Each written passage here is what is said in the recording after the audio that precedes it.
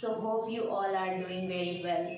सो आज का जो डे है ना वो सैटरडे का है और कल लेट इवनिंग में फ्राइडे लेट इवनिंग में थंडरस्टॉर्म आया था हैदराबाद में और काफ़ी ज़्यादा तूफ़ान, काफ़ी ज़्यादा बारिश, बिल्कुल सब कुछ यहाँ वहाँ गिरने लगा।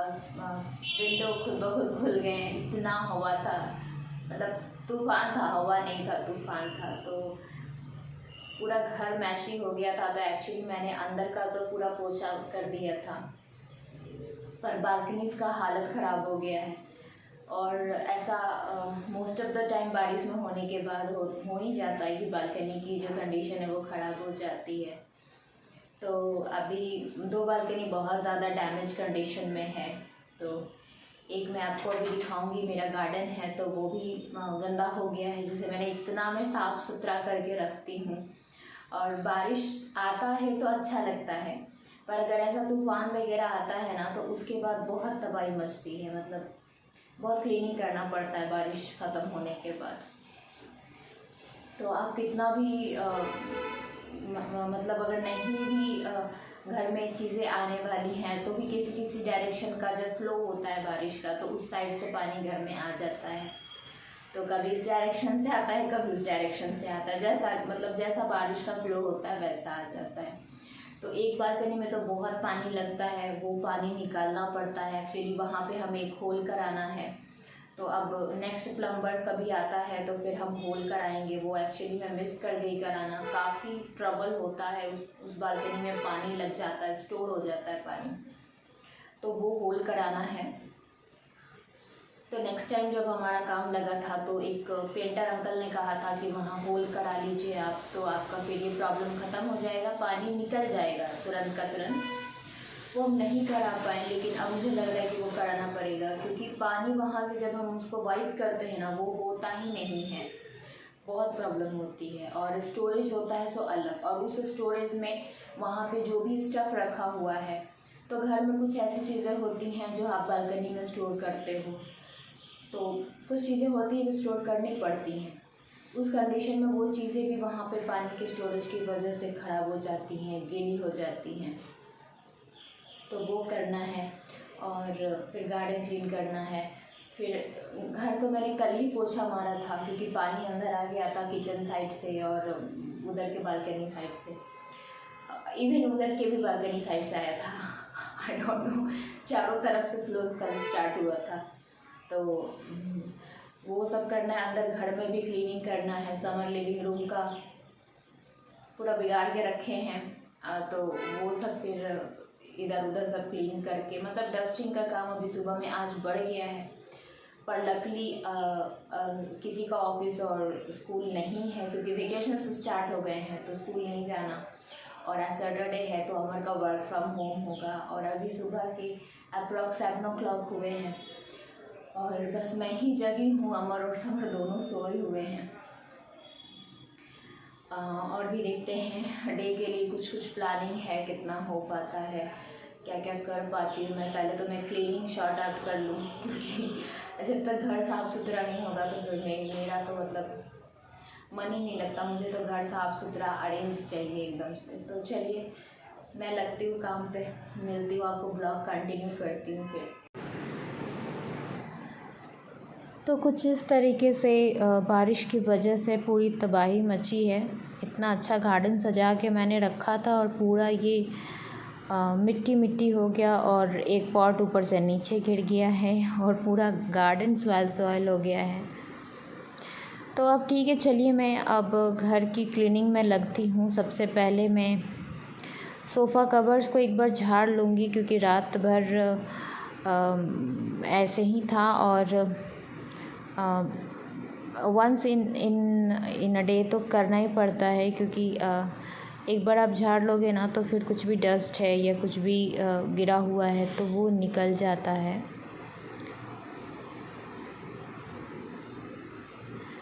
तो ये मेरे क्लीनिंग सेक्शन में सबसे इम्पॉर्टेंट है कि मैं सोफ़ा कवर को रेगुलरली झाड़ती हूँ। अगर ज़रूरत पड़ गई तो मैं एक बार से ज़्यादा भी उसको झाड़ देती हूँ।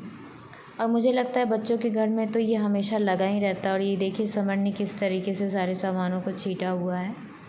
किस तरह फैला के रखे हैं। और मैं अब आपको बताऊँ ना कि आजकल समर एक नया हैबिट ऑब्टेन करके रखे हैं। ये स्प्राइट बॉटल्स हैं, और जितनी भी स्प्राइट बॉटल्स अभी तक आए हैं ना उन सबको ये स्टोर करके, और पता नहीं स्प्राइट बॉटल से ये क्या ही खेल रहा है, समझ नहीं आता।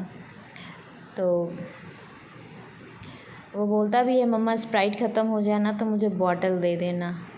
और इतने सारे टॉय छोड़कर स्प्राइट बॉटल से खेलने का उनको पता नहीं क्या ही सूझ रहा है आजकल। तो इसीलिए मेरे घर में इतने सारे स्प्राइट बॉटल्स दिखे हैं। और फिर जब उनका क्रेज़ ख़त्म हो जाएगा तो फिर मैं किसी दिन उसको उठा के फेंक दूँगी, जब वो खेलना छोड़ देंगे।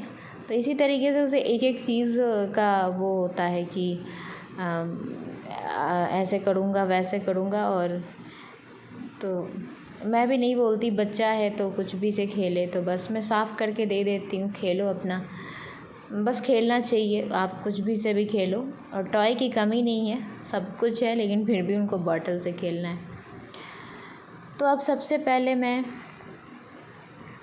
झाड़ू कर लूँगी डस्टिंग के बाद, क्योंकि डस्ट भी उड़ा था। सबसे पहले तो धूल आया, मतलब पूरा तूफ़ान आया, उसके बाद पूरा थंडरस्टॉर्म, पूरा आंधी पानी, खिड़की जो है वो अपने आप ओपन हो गया था। समर तो डर गया था, मम्मा ये अपने आप खिड़की कैसे ओपन हो गया। पूरा चारों दिशाओं से पानी आया है अंदर, मतलब मेन डोर से भी पानी आया है, बैक की बालकनी से भी आया है, तो चारों दिशाओं से पानी आया है घर में। और इसके बाद मैं एक और बालकनी है मेरा जिसमें काफ़ी पानी स्टोर हो जाता है, तो इसी की बात कर रही थी मैं कि मुझे एक साइड में मुझे होल बनवाना है। तो अब इसके बाद कुछ काम लगेगा तो मैं ये काम कंपलसरी कर लूँगी। और ये काफ़ी समय से ये प्रॉब्लम है, काफ़ी पानी स्टोर हो जाता है। ये बस आपको मैं फ्रंट का दिखा रही हूँ, तो एक ही होल है यहाँ पर, और आप देख सकते हैं कि कितना पानी स्टोर हुआ है। मतलब आप वाइप करते जाओ और पानी निकलता ही नहीं है। और इसके बाद में सेपरेटली उसको मॉप भी कर लिया है मैंने। और फिर मैं आई हूँ इस बालकनी में, तो इस बालकनी में अब मैं क्लीनिंग करूँगी। तो काफ़ी मेहनत के बाद वापस से घर सेटल हुआ है, और इसको मैं क्लीन करने के बाद सेपरेटली मैं दोनों बालकनियों को फिर मॉप भी कर लूँगी, ताकि पानी ड्राई आउट हो जाए और पानी लगा ना रहे। और काफ़ी इस बालकनी का भी जो होल है ना वो बहुत छोटा है, तो होल जब बड़ा रहता है ना तो बहुत अच्छे से पानी निकल जाता है, नहीं तो फिर पानी फंसेगा। और अगर इन केस कुछ डस्ट अटक गया है अगर उसमें जाकर, तो फिर तो पानी निकलने में और प्रॉब्लम हो जाती है। तो मैं मेक श्योर करती हूँ कि कोई भी ड्राइड लीफ जो है वो उस होल के अंदर ना जाए, तो मैं हाथ से ही पिक करके उसे मैं फेंक देती हूँ, बट मैं होल में नहीं जाने देती जहाँ तक मुझसे पॉसिबल हो पाता है। और अब इसके बाद मैंने मॉपिंग किया है पूरे घर में। तो देखिए बारिश आने से कितना काम बढ़ जाता है, मतलब डस्टिंग और वगैरह तो हम रेगुलर ही करते हैं, ऐसा नहीं है कि नहीं करते हैं, बट इंस्टीड आंधी तूफ़ान आता है ना तो बस घर की और हालत ख़राब हो जाती है।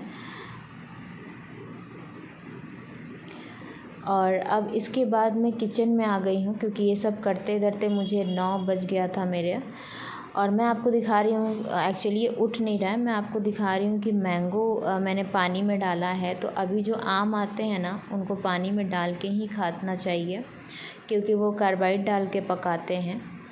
और फिर मैं पोहे की तैयारी के लिए सारे सामान मैंने रख लिए हैं, और मैं आज नाश्ते में पोहा बना रही हूँ। और चलिए मैं आपको दिखाती हूँ कि मैं इंस्टेंट कॉफ़ी कैसे बनाती हूँ। तो जब मुझे बिल्कुल मेरा लेज़ी वाला होता है हाल कि मुझे बिल्कुल मेहनत नहीं करनी पड़ती है, तो मैं एक कप लेती हूँ, उसमें मैं अपने एप्रोप्रिएट शुगर डालती हूँ, चीनी, मतलब जितना मुझे आधा कप चाहिए 1 कप चाहिए। और हाँ, आपका जो दूध है वो बहुत बॉइल्ड होना चाहिए। और उसके बाद मैं पाउचेस मंगाती हूँ कॉफ़ी के, मैं पूरा डब्बा नहीं मंगाती, क्योंकि वो फिर ख़राब हो जाता है। ऐसे पाउचेस है ना, आपको जितना चाहिए लो, फिर आप बांध के रखो, फिर 1-2 दिन में भी ख़त्म कर दोगे तो प्रॉब्लम नहीं है। तो बस कॉफ़ी डाला है मैंने, और उसके बाद मैंने दूध बॉयल किया था। तो एक्चुअली हमारी 1 टाइम की चाय हो चुकी है। तो इसके बाद फिर मैंने काफ़ी काम करके आई थी, मुझे थकान महसूस हो रही थी, तो मैं सोचा थोड़ी सी कॉफ़ी पी लेते हैं। और इस टाइम तक सब लोग जग भी चुके हैं। तो ये देखिए मेरी इंस्टेंट कॉफ़ी बन के रेडी है। और मुझे नहीं पता ऐसे कौन कौन बनाता है, बट मैं तो इसे हमेशा प्रीफर करती हूँ। और यहाँ पे हमारी मस्ती चल रही है, तो समर जग गए हैं। और इसके बाद मैं पोहा बना रही हूँ। तो पोहा के लिए मैंने आपको दिखाया ही था, शिमला मिर्च लिया था मैंने, कैरेट लिया था। और मैं कैरेट हमेशा कद्दूकस करके पोहे में डालती हूँ या उपमा में डालती हूँ। इससे ना कैरेट ब्लेंड हो जाता है और बहुत अच्छा लगता है। तो बस हमारा पोहा रेडी हो चुका है।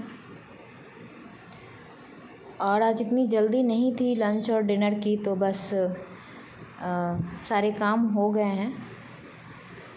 लगभग 10 o'clock तक मेरा काम ख़त्म हो चुका था। बट घर के काम कभी भी कम्प्लीटली ख़त्म नहीं होते, एक के बाद एक चीज़ें लगी रहती हैं करने को। तो ये देखिए हमारा टेस्टी यमी पोहा। और इसके बाद कर लिया है मैंने पूजा, और फिर हम निकल गए थे बाहर, कुछ काम था आज।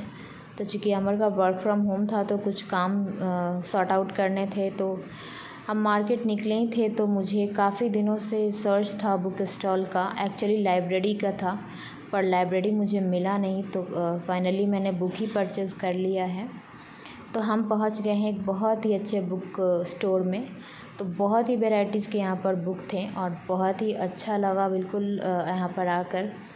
तो काफ़ी समय के बाद लगा कि मतलब कैसा लगता है जब आपके चारों तरफ बुक्स और बुक्स हो।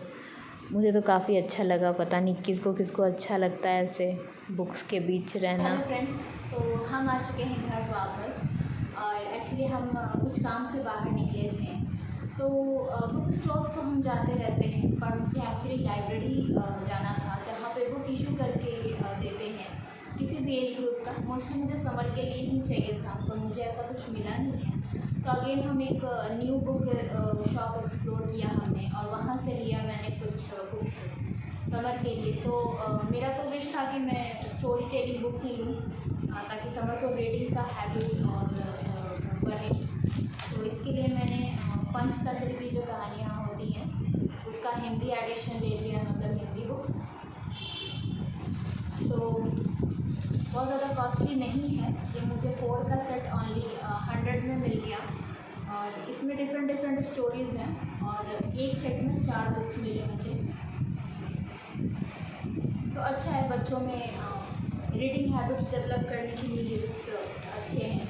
और फिर मैंने इंग्लिश का भी ले लिया है पंचतंत्र। तो पंचतंत्र की जो स्टोरीज़ होती हैं ना, वो मोरल बेस्ड होती हैं, तो ये अच्छा है बच्चों को पढ़ाने के लिए। तो ये भी अगेन हमें 100 में मिला, 20% का डिस्काउंट था। और इसमें भी एक सेट में 4 है, 4 बुक्स हैं और अच्छी स्टोरी हैं, और इसीलिए मैंने पंचतंत्र ही प्रेफर किया है। तो मुझे तो अच्छा लगा। और उसके बाद समर ने इंसिस्ट किया कि उन्हें ये चाहिए बुक। ये कुछ है नहीं, बट इनका फेवरेट है ये सारे जो वैकेंस दिख रहे हैं ना आपको, ये सारे इनके फेवरेट्स हैं। तो इन्होंने ये पिक कर लिया है।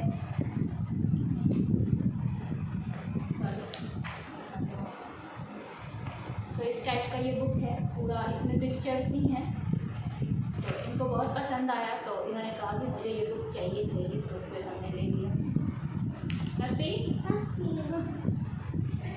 तो अच्छा है, बच्चों को बुक देकर आप मोबाइल की हैबिट्स कम कर सकते हैं। मैंने बचपन से समर को बुक नहीं दिया है, पर अब समर बुक मैंने बचपन से समर को मोबाइल नहीं दिया है, पर अब समर मोबाइल देखने लगे हैं ना डैडी। तो इनकी मोबाइल की हैबिट थोड़ी मुझे कम करानी है, जेन्युइनली बोलूँ तो। और ये फिर एक एक्टिविटी बुक लिया हमने 7+ एज ग्रुप का। इनके पास पहले से भी था, बट फिर एक पसंद आ गया तो वो ले लिया हमने। तो अभी वेकेशन से स्टार्ट हो गया है ना, बच्चे क्या करेंगे घर में, तो थोड़ा एक्टिविटी कराने के लिए। और ये अगेन इनका सबसे फेवरेट बुक है डायनासोर्स का। Do you like it? इसमें देखिए कितने अच्छे अच्छे डायनासोर्स हैं, और बचपन से इसे डायनासोर बहुत पसंद है, बहुत ज़्यादा। तो इस तरीके के डायनासोर्स हैं इसमें। तो ये कुछ बुक्स हमने लिए और आसान शमरी से पढ़ें, और बिल्कुल पढ़ेंगे ना, प्रॉमिस। तो ठीक है, चलिए इस वीडियो का मैं यहीं पे एंड करती हूँ, वीडियो बहुत ज़्यादा बड़ा हो जाएगा। मैं मिलती हूँ नेक्स्ट वीडियो ब्लॉग में। Till that time, thanks for watching, have a good day.